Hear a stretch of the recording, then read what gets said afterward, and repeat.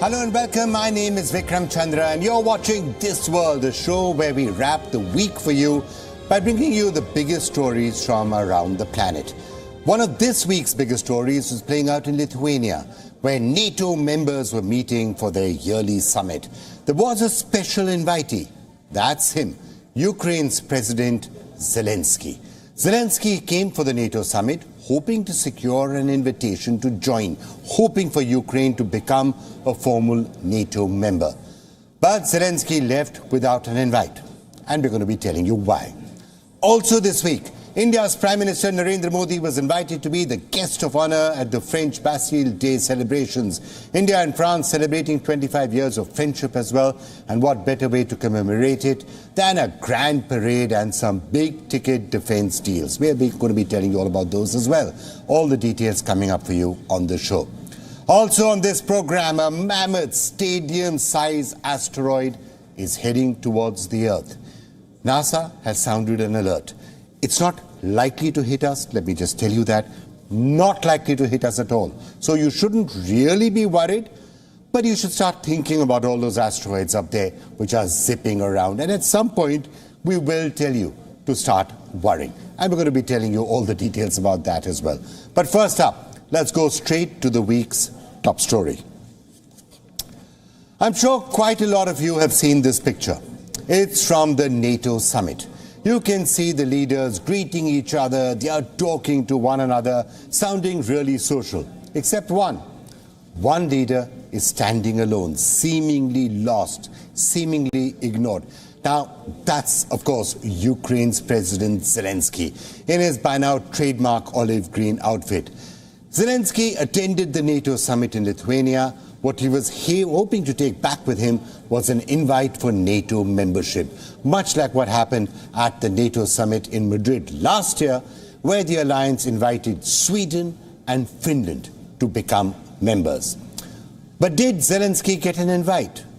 We reaffirmed that Ukraine will become a member of NATO and agreed to remove the requirement for a membership action plan. This would change Ukraine's membership path from a two-step process to a one-step process. We also made clear that we will issue an invitation for Ukraine to join NATO when allies agree and conditions are met. This is a strong package for Ukraine and a clear path towards its membership in NATO. In its communique too, NATO said Ukraine's future is in NATO. But the question that I'm sure Zelensky was asking, what about its present though? And how far away in that future is it the period that NATO is actually referring to? The alliance had no clear answer to that. And that's why Zelensky called the situation absurd. Now, okay, you could say that that photograph was just a moment. It was just somebody taking a picture at a particular point. But this entire question of a NATO invite, I'll tell you why Zelensky said that was absurd. It's because NATO has an open door policy, which means any European country can apply for membership. The alliance began with just 12 members. Today, there are 31 countries. Sweden is the 32nd member. Hashtag Ukraine NATO 33 is what Kiev was championing. But clearly, NATO members wanted to buy more time.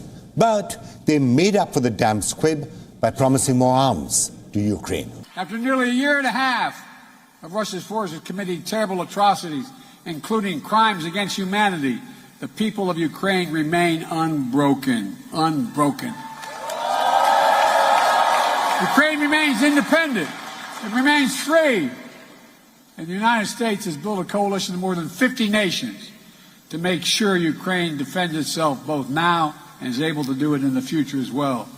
I mean that. Our commitment to Ukraine will not weaken. We will stand for liberty and freedom today, tomorrow, and for as long as it takes. But was that enough for Ukraine? It's not like Kiev is frankly really spoiled for choice, and Zelensky ended his trip to Lithuania on a positive note. At least he sounded positive. What did we get from the summit? In the end, we got, I think, a big positive. We really got unity and the leaders supported Ukraine. It was unambiguous that Ukraine will be in NATO. Speaking of when it will be, I am confident of the support from the leaders. From the speeches of each of the leaders today at our NATO-Ukraine meeting, we have received strong support from dozens of countries. The big question, of course, now is what is it that came between Ukraine and its NATO dreams to actually become a NATO member? Well, for one thing, Ukraine needs to meet certain criteria. Ukraine needs to demonstrate a commitment to democracy, to individual liberty, and to support for the rule of law. There also needs to be, in fact, there must be unanimous consensus. In other words, approval from all NATO member countries is required, and Ukraine right now falls short. On Tuesday, the leaders said in their communique summarizing the summit's conclusions that Ukraine can join when allies agree and when conditions are met. Let's face it, Ukraine as a country is infamous for corruption. But the real hurdle on the way to Ukraine's NATO membership may be something completely different. It may be in this particular article of the treaty. It talks about the principle of collective defense, meaning an attack on one NATO member is an attack on all. Now, has this particular article of the treaty ever been invoked? Indeed, it has. The first and the only time was post 9/11. That's when NATO forces invaded Afghanistan because of the attack on 9/11 in the United States. Now, why is this relevant? Because if Ukraine was to join NATO right now, then this article would be invoked again. All 31 members of NATO would have to go to war with Russia. Now, that obviously is what Ukraine wants, all 31 countries going to war with Russia. But is it going to be really contributing to Europe's stability to have World War III, or is it going to end up doing just the opposite? Two NATO countries want World War III. All of NATO going to war right now with Russia? Well, clearly not. And that, frankly, is the real reason why Ukraine is being asked to wait. Well, let me now put this question to Joachim Bitterlich, who's the former German ambassador to NATO. He's also former German ambassador, he's former European diplomatic and security advisor to German Chancellor Helmut Kohl. Thank you so much for joining us, Herr Bitterlich. I'm sure you've been watching what's been happening at NATO, and that rather forlorn picture of Zelensky standing there. I know it was just a photo, probably clicked at a particular moment. He may well, though, have been hoping for formal membership to NATO. But that could have meant World War III, right? Yes, and therefore I think the answer, especially by the Americans and the Germans, had been extremely clear from the outset of the summit. No membership now, because this could have meant the so-called Article 5 of a NATO treaty, but you have to be in solidarity with any member state threatened. And therefore, NATO membership will occur only once the war is over. So let's just try and understand the implication of that. Are there any countries in NATO at all right now who you think would say, oh, let's get Ukraine in and let's actually go to war with Russia over Ukraine? Or is that something which, I mean, there's almost a consensus that nobody wants it?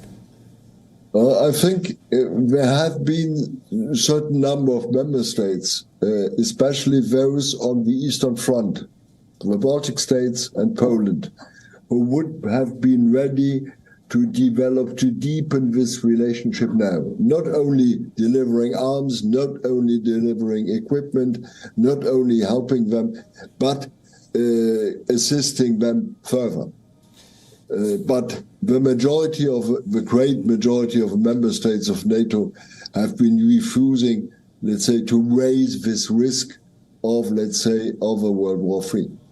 So essentially what NATO is telling Ukraine and told Ukraine at the summit as well is that, look, we're going to help you, we're going to give you arms, we're going to support you, but we are not going to go to Russia on your behalf. So at some point you've got to start thinking about peace talks and a negotiated settlement. Would that be a fair summary? Exactly. Because NATO wants to keep the door open to a negotiation to negotiated ceasefire and peace between Ukraine and Russia. And therefore, you can't exclude this through the entry of Ukraine into NATO. Right. And therefore... And do you think there's any chance at all that Ukraine is ready now to start talks with Russia, or do you think, see this war? When we were last speaking, you said it's going to last for years. Who knows how long it'll last for? Is that still your assessment? Well, I'm still not convinced for the moment that both sides, that the Ukrainians and the Russians, are ready to enter into, let's say, ceasefire and peace negotiations. Right. I think the Russians are waiting more for this offensive on the Ukrainian side, on the Eastern Front, yes. And the Russians want to see how they are able to resist, because I think the Russians have shown certain weakened sides in the last weeks, not only by Prigozhin's, let's say, so-called, I call it nearly an operate push, because he has been received afterwards even by Putin. Strange story on Russian soil. But I don't see the Russians ready now to enter into ceasefire negotiations, nor the Ukrainians. Right. What was helpful there were the Indian side, the African side, and some others trying to push for a ceasefire, pushing for negotiations on the end of this war. I think it's slowly time. Right. But let me just quickly, before I allow you to get your advanced reaction to my next story, which is, of course, Prime Minister Modi's visit to France and the sort of a reception that France seems to be giving him, all those new defense deals that are being done, a close strategic embrace between France and India. How is the rest of Europe seeing this? Well, we are beginning all together, not only France, but Germany and others, to take India more seriously than in the past.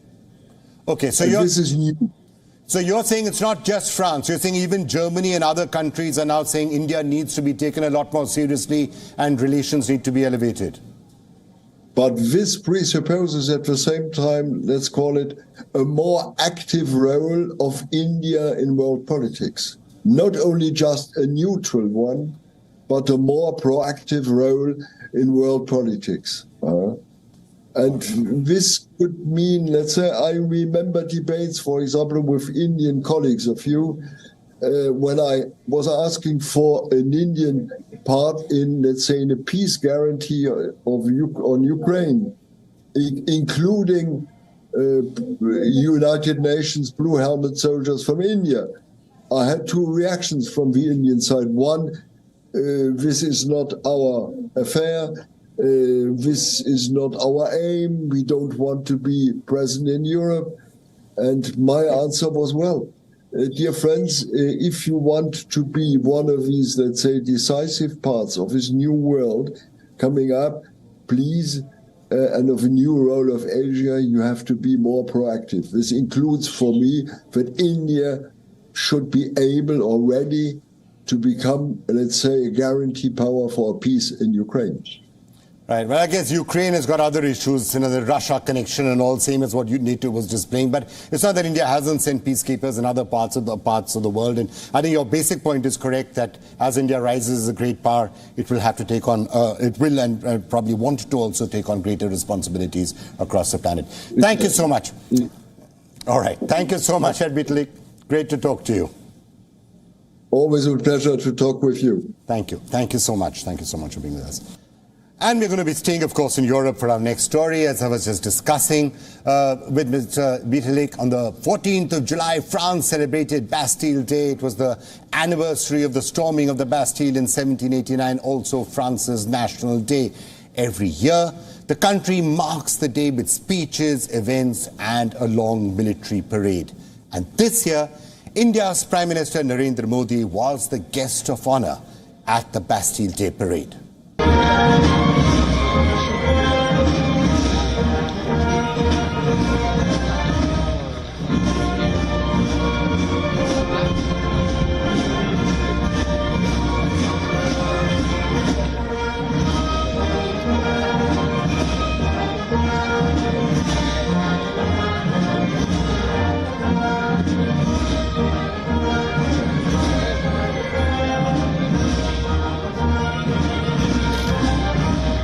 Now, let me just remind you that having a foreign leader grace the parade is not normal. France doesn't always invite international leaders to Bastille Day, certainly not every year. The last time a world leader attended the parade was in 2017. It was the then American President Donald Trump. So to call this a rare honor would be underplaying it. India, of course, returned this honor.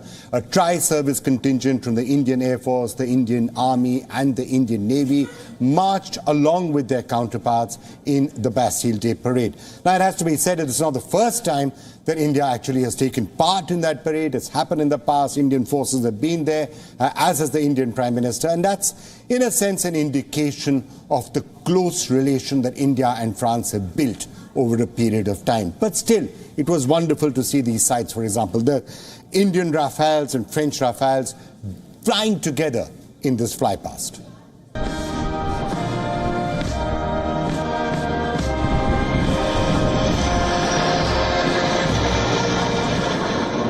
And this spectacle also marks 25 years of India-France friendship. It's a friendship, as I said, that the two countries are only looking to deepen. During the trip to France, the Indian Prime Minister Narendra Modi and the French President Emmanuel Macron signed significant defense deals, and clearly the body language, the entire interaction that they had was one of great closeness. So that is something which we are continuing to see. We saw it in America last year. We're seeing it in France right now. We saw it in Egypt. We're going to be seeing it in the UAE. And as we just heard from Mr. Dieterich, it's also something that we may be seeing from other European countries. There's clearly a recognition that India is rising on the global stage, and therefore that relationship with India is something that needs to be built up. Our final story is about asteroids. Let's start with 2023 MG6, and that's a name you may want to remember. Asteroid 2023 MG6 is a mammoth-sized space rock. Just how big, you ask? Well, around 890 feet wide, which is almost the size of a stadium. And why are we talking about it? Because the asteroid is heading towards the general direction of the Earth.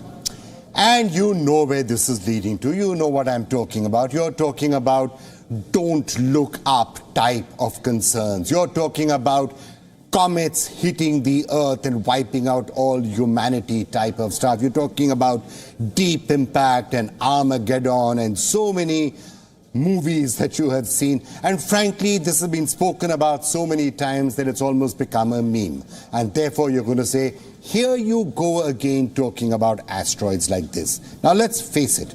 We are, hopefully, responsible journalists out here, so we are not going to try and be alarmist in any way. Whether it is about asteroid 2023 MG6 or just about any other asteroid that is out there, the chances of any of these hitting the Earth is really, really small, specifically this one. But it is worth discussing this and keeping on discussing this, not because any of these are necessarily going to be hitting the Earth, but because someday it could happen. And if someday it does happen, then it could be an existential threat to all of mankind. And therefore, keep it at the back of your mind. You don't need to run around in the streets panicking right now, but you need to be prepared for it, because when the time comes when hopefully responsible journalists are looking at you and saying, now is the time that you need to run around in the streets panicking about it, the reaction won't be don't look up type of a reaction, but it will actually be serious, and there will be a serious response to it. Now, having got all that off my chest, let's now turn our attention back to asteroid 2023 MG6. Now, NASA has classified this space rock as a potentially hazardous object, which is the tag given to any asteroid that comes within 7.5 million kilometers of the Earth. It seems very far, but in astronomical terms, it's not that far. Also, these asteroids have to be bigger than 150 meters, because only above that size could it actually pose an existential risk. Now, asteroid 2023 MG6 checks both boxes. It is expected to come as close as 3.6 million kilometers, and mind you, this asteroid is moving towards the Earth at an alarming speed. We're looking at a speed of 44,564 kilometers per hour. That speed, by the way, is important. Those numbers are coming from NASA, and the speed is important because the faster an asteroid is traveling, the greater the possible impact in case it was to actually hit the Earth. Now, to the question, should you be worried? What does a mammoth-sized asteroid fast approaching towards the planet actually mean for you? Well, the answer obviously is everything. In case those calculations go wrong and in case it was to actually hit. But present calculations say that this particular asteroid really represents no harm to you. NASA believes that 3.6 million kilometers is the closest that this asteroid is going to get to the Earth. It's still very far away, and it's not going to be hitting the Earth. But, and yes, there is a but, one must remember that these space rocks are also influenced, for example, by the gravitational force of other planets, especially the large ones like Jupiter. And yes, there is always the probability of an asteroid getting knocked off its course. And if that was to happen, either because of gravity, although gravity has been pretty much factored into present projections, but what if another asteroid was to hit it, and then it was to divert its course, and it was to somehow slam into the Earth? Yes, there's a lot of ifs in that, and therefore this is the worst case scenario. So far, none of this has ever happened. So far, we've had really good luck with space rocks, at least in our existence as a species. I'm talking about men, I'm talking about Homo sapiens. In the past that has happened. Remember what happened to the dinosaur.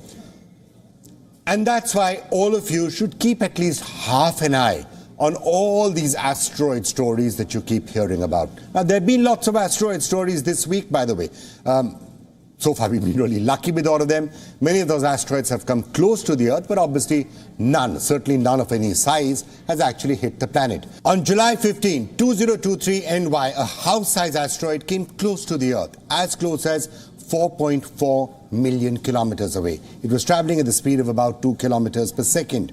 Also, in the coming week, 2020 Yuki-3, which is a 190-foot large asteroid, is expected to come close to the Earth. It will come as close as 1.2 million kilometers. It will be approaching the Earth at a speed of 9 kilometers per second now.